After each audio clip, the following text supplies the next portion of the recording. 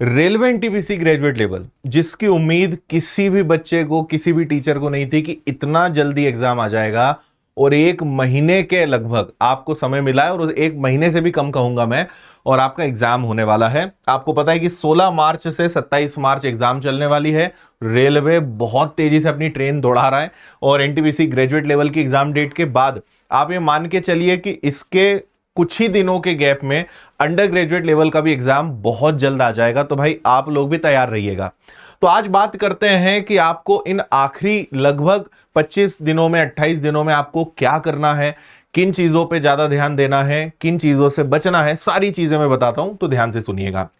देखो, एग्जाम के पैटर्न को अगर हम समझें तो आपको पता है कि जनरल अवेयरनेस, मैथ्स और रीजनिंग के आपके 60 क्वेश्चंस हैं, और जनरल अवेयरनेस जिसमें आप समझो कि पूरा जीएस, पूरा science, current affairs, static GK सब मिलाकर आपके 40 क्वेश्चन रहेंगे। हमेशा ध्यान रखना, सबसे ज्यादा नंबर खींचने के लिए आपके पास दो ही सब्जेक्ट है, मैथ्स और रीजनिंग। इसलिए ये आपकी सबसे ज्यादा प्रायोरिटी होनी चाहिए आने वाले दिनों में भी, क्योंकि अगर आपने इसको हल्के में लिया तो आप बहुत हद तक रोक लोगे अपने सिलेक्शन को, है ना। जीएस इंपॉर्टेंट है, लेकिन जीएस में आपको पता है कि उसकी कोई लिमिट नहीं, उसका कोई अंत नहीं है, कहां से क्या क्वेश्चन पूछ ले। लेकिन मैथ्स रीजनिंग में ऐसा नहीं होता, और जैसा पैटर्न रहा है एनटीपीसी का, कोई बहुत कठिन सवाल नहीं आते हैं, नॉर्मल क्वेश्चंस होते हैं। अरिथमेटिक पे ज्यादा रोल होता है, एडवांस आता है लेकिन कम आता है। आप बहुत अच्छा नंबर, अच्छे मार्क्स इसमें ला सकते हो, रीजनिंग तो आप पूरा पूरा ला सकते हो। इसलिए आज के बाद से आप जब भी मॉक टेस्ट लगाओगे, हमेशा ध्यान रखना कि भाई इसमें कोई कॉम्प्रोमाइज ही नहीं, कि अगर 60 क्वेश्चन है तो आपका टारगेट है कि 57 58 मार्क्स तो लाना ही है मुझे। ये आप ले आए, सबसे बड़ी जीत है आपकी, क्योंकि जो टॉपर्स हैं वो इसको पूरा निचोड़ डालते हैं, यहां से पूरे नंबर खींच लेते हैं, क्योंकि यहां पे फाइट उतनी नहीं है।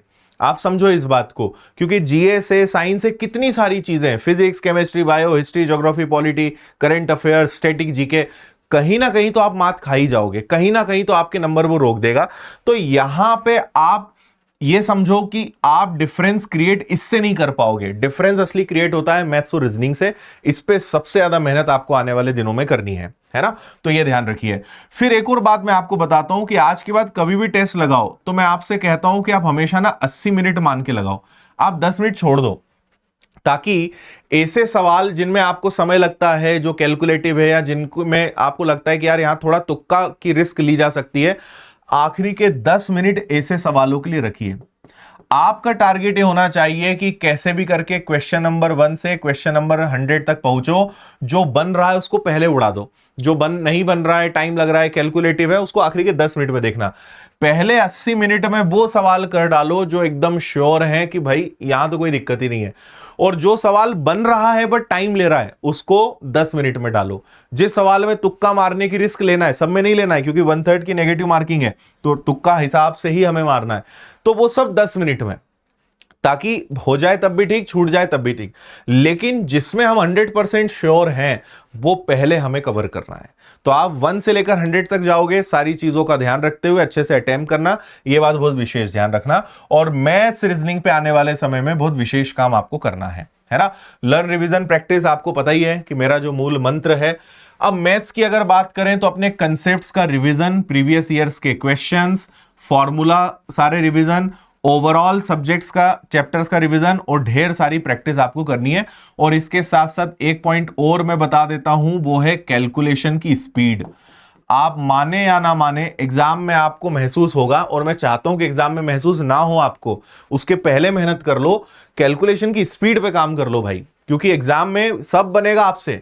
एक आध दो सवाल थोड़ा परेशान कर सकते हैं, बनेगा सब। टाइम कितना लगेगा वो मुझे नहीं पता, जो हमने पढ़ाना था, सिखाना था, वो सब आपको बताया, लेकिन स्पीड पे काम करना आपके हाथ में है। और अक्सर बच्चे एग्जाम देकर आकर यही कहते हैं कि काश थोड़ा समय और मिल जाता, या काश हमारी कैलकुलेशन की स्पीड सही होती।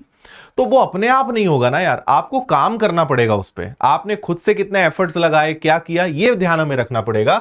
तो कैलकुलेशन की स्पीड को अच्छा करो। इसलिए मैं आपको सजेस्ट करूंगा कि डेली 15 से 20 मिनट आप बस कैलकुलेशन पे काम करो। पहाड़े, वर्ग, घन, सिंप्लीफिकेशन, कैलकुलेशन, काटा पीटी, कुछ भी करो, पर कैलकुलेशंस को अच्छा करने के लिए रोज 15 से 20 मिनट दो। आप बात मानो, बहुत हेल्प मिलेगी आपको इसको एग्जाम को क्लियर करने में। ठीक है। रीजनिंग में मैं कहूं तो बस ओवर कॉन्फिडेंट मत होना। रीजनिंग में लोग निपटते ओवर कॉन्फिडेंस में, चीजें सब बन जाती है। पूरे 100% नंबर लाने का टारगेट रखना है सिलेबस, और बस बढ़िया तरीके से रिवीजन करो। ठीक है। जीएस में मैं आपको कुछ टॉपिक्स यहां दिखा रहा हूं जिन पे आपको सबसे ज्यादा ध्यान देना है। पढ़ना हालांकि सब कुछ है, लेकिन कुछ टॉपिक्स आप देख सकते हो, जैसे स्टैटिक जीके है तो क्लासिकल और जो फोक डांसेस होते हैं, वाटर फॉल्स हैं, फेस्टिवल्स हैं, टेम्पल्स, मॉन्यूमेंट्स हैं, बुक्स, ऑथर्स हैं, इंपॉर्टेंट डेज और उनकी थीम क्या रही है, म्यूजिकल इंस्ट्रूमेंट से रिलेटेड क्वेश्चंस स्टैटिक जीके का पार्ट होता है। करंट अफेयर्स है तो अवार्ड्स और ऑनर्स हैं, गवर्नमेंट की जो स्कीम्स और एप्स हैं, स्पोर्ट्स, इंपॉर्टेंट अपॉइंटमेंट्स, रैंकिंग और इंडेक्स, एमओयूज जो साइन होते हैं, मिलिट्री एक्सरसाइज जो होती है, 2024 के जो ओलंपिक्स है, ये कुछ टॉपिक हैं जिन पे आप मेनली काम कर सकते हो, है ना। तो लास्ट 8 से 10 महीने का करंट अफेयर्स कम से कम आपको पढ़ के जाना है, ये बात ध्यान रखें। और पीवाईक्यू के जो क्वेश्चंस हैं उसमें आप स्टैटिक जीके जरूर पलटा के जाओ, प्रीवियस ईयर्स को तो अच्छे से निचोड़ के जाओ, उससे आपको पैटर्न समझ में आएगा, उससे एग्जामिनर का माइंडसेट समझ में आएगा कि भाई उसके दिमाग में चल क्या रहा है ना। और खूब सारे क्विज लगाइए।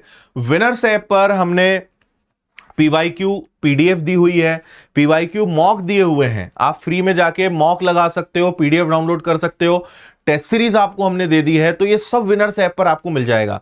और अगर आप कोर्स के अंदर हैं रेलवे फाउंडेशन में या एनटीपीसी में, तो वहां तो पूरा सिलेबस टॉपिक वाइज डिटेल में आपको पढ़ाया ही है। तो जब भी टेस्ट लगाओ ऐसा लगता है कि यार यहां फंस रहे हैं, यहां रुक रहे हैं, तो वो आप चैप्टर में जाइए, वहां के वीडियोस देखिए, रिवीजन करिए, नोट्स भी दिए उससे रिवीजन करो। तो मॉक टेस्ट जब लगाओगे उससे एनालिसिस करके सीखो कि भाई कहां पे पलटाने की जरूरत है, कहां देखने की जरूरत है, कहां सुधार करने की जरूरत है, वो सबसे महत्वपूर्ण है। ठीक है। तो ये एक बात आप थोड़ी सी ध्यान रखिएगा। और एक और अच्छी चीज बता देता हूं, अपनी एक एरर बुक बनाओ, और एरर बुक के साथ साथ मैं कहूंगा कि अपनी प्रोग्रेस को भी पूरा ट्रैक करो। जैसे आपने मान लीजिए 18 फरवरी को एग्जाम लगाया, तो लिखो कि मेरे कितने राइट थे, कितने रॉन्ग थे, कितने मैंने लेफ्ट करे, मेरा ओवरऑल स्कोर क्या रहा, है ना। आप चाहो तो इसमें सेक्शन वाइज भी कर सकते हो कि मेरे मैथ्स में कितने लगाए, कितने, ये एक हर बच्चे को मेंटेन करना चाहिए। और अगर आप बहुत ईमानदारी से टेस्ट लगा रहे हो और अच्छे से एनालिसिस कर रहे हो, तो हर 2 से 3 दिन में आपके मार्क्स में बदलाव दिखेगा। और अगर आप अच्छे से एनालिसिस नहीं कर रहे हो तो आपके मार्क्स में वही का वही पैटर्न दिखेगा कि यार 100 में से 65 ही सही हुए, अगले दिन 64 हो गए, फिर वापस 65 हो गए। तो इसका मतलब 2-3 मॉक में चेंज नहीं आया, मतलब हम कहीं ना कहीं एनालिसिस में गड़बड़ कर रहे हैं। और अगर एक एक 2-2 नंबर हम आगे बढ़ रहे हैं, 2 से 3 मॉक तक इंतजार करना है।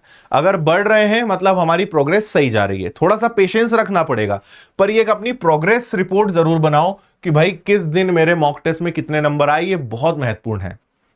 ठीक है। तो और फिर आप जो एरर आपकी होती हैं उन गलतियों को नोट करो, ताकि एग्जाम के आखिरी समय पे आप ऐसी चीजें लिखो कि यार ये मुझे जाने के पहले पलटाना है, ये मुझे जाने के पहले देखना है। तो वहां पे ये एरर बुक आपकी काम आती है ना, किस टॉपिक में क्या गलत है, मिस्टेक कहां हो रही थी, कैसे सही होगा, बार बार जो चीजें रिपीट हो रही हैं, तो वो आपको पता होता है कि यार ये मैं हमेशा भूल जाता हूं, यहां मैं हमेशा गलती कर देता हूं, तो वो लिख कर रखो। और अगर वो गलती लगातार हो रही है तो उस पर काम करो, और आपको लगता है कि अगर मैं एग्जाम के पहले, टेस्ट के पहले बस इसको एक बार पढ़ लेता हूं तो मेरी गलती नहीं होती है, तो ऐसी चीजें नोट करके रख लो। जब एग्जाम देने जाओ उसके पहले इसको पढ़ के चले जाओ। तो एरर बुक बहुत अच्छा कॉन्सेप्ट है, आपको इसको मेंटेन हमेशा करना चाहिए, एग्जाम के आखिरी दिनों में ये बहुत काम आता है। तो इन बातों का भाई आप ध्यान रखें, और सिर्फ अपने आप को प्रैक्टिस में अच्छे से झोंक दीजिए, खूब सारी प्रैक्टिस करिए। विनर्स के ऐप पर आपको एनटीपीसी सीवीटी 1 के पूरे 25 टेस्ट मिलेंगे मात्र 99 में। तो ये टेस्ट सीरीज आप लगाओ, प्रॉपर सॉल्यूशन है, एकदम रियल एग्जाम का फील आएगा, कंटेंट एकदम सुप्रीम लेवल का है, तो आपके पास ये जरूर होना चाहिए। और आप चाहते हो अच्छे से तैयारी हो तो रेलवे फाउंडेशन बैच आपके पास है या नहीं है तो ले लो, और सारे सब्जेक्ट्स इसमें पूरे दिए हुए हैं, शानदार तरीके से तैयारी करो। और अभी आज स्पेशली शिवरात्रि ऑफर हमने दिया था, तो ऑनलाइन और ऑफलाइन पर आपको मिलेगा शिव कूपन कोड। अगर आप यूज करोगे तो कोर्स है, टेस्ट सीरीज है, सब पे आपको बहुत अच्छा फायदा मिल जाएगा। किताबों पर भी आपको 20% मिल जाएगा सेम कूपन कोड के साथ, है ना।